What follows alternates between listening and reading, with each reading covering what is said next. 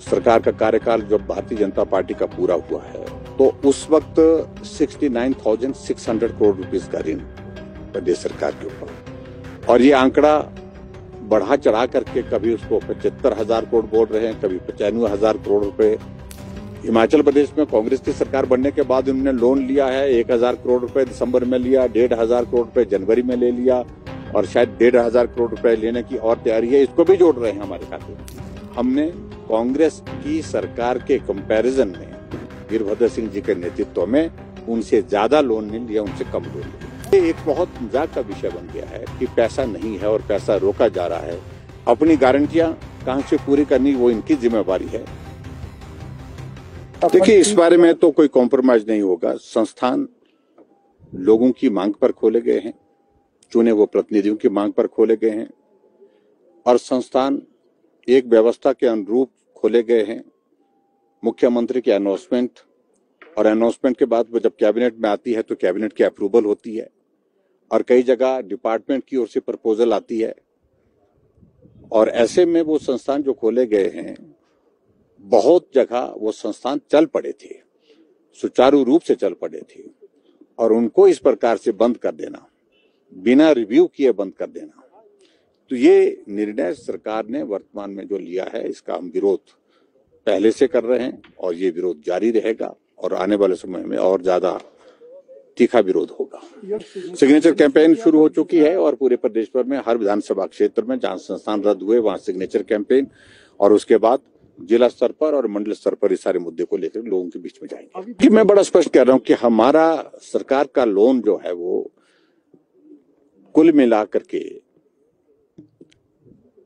सरकार का कार्यकाल जब भारतीय जनता पार्टी का पूरा हुआ है तो उस वक्त 69,600 करोड़ रुपीस का ऋण प्रदेश सरकार के ऊपर, और ये आंकड़ा बढ़ा चढ़ा करके कभी उसको 75,000 करोड़ बोल रहे हैं, कभी 95,000 करोड़ रुपए।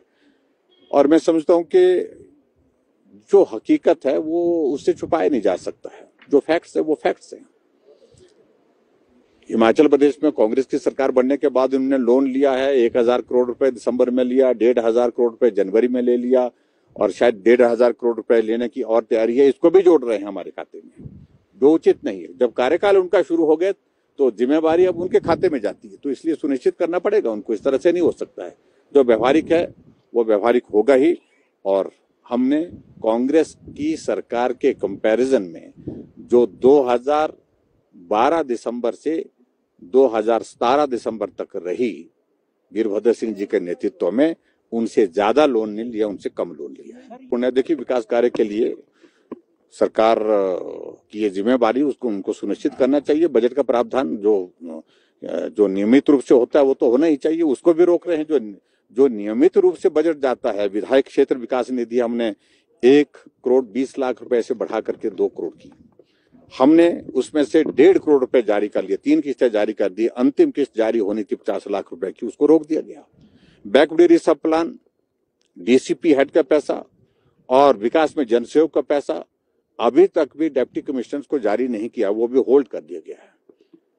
पंचायत के चुने हुए प्रतिनिधि इंतजार कर रहे हैं पैसे का, और विधायक अपने अपने क्षेत्र में जाकर के लोगों के बीच में इस कमिटमेंट को कर चुके हैं कि हमने 50 लाख रुपए आपको देने हैं, तो 50 लाख रुपए विधायक निधि का जब आएगा तो देंगे, लेकिन वो 50 लाख रुपए का इंतजार कर रहे हैं। तो ऐसे में ये एक बहुत मजाक का विषय बन गया है कि पैसा नहीं है और पैसा रोका जा रहा है।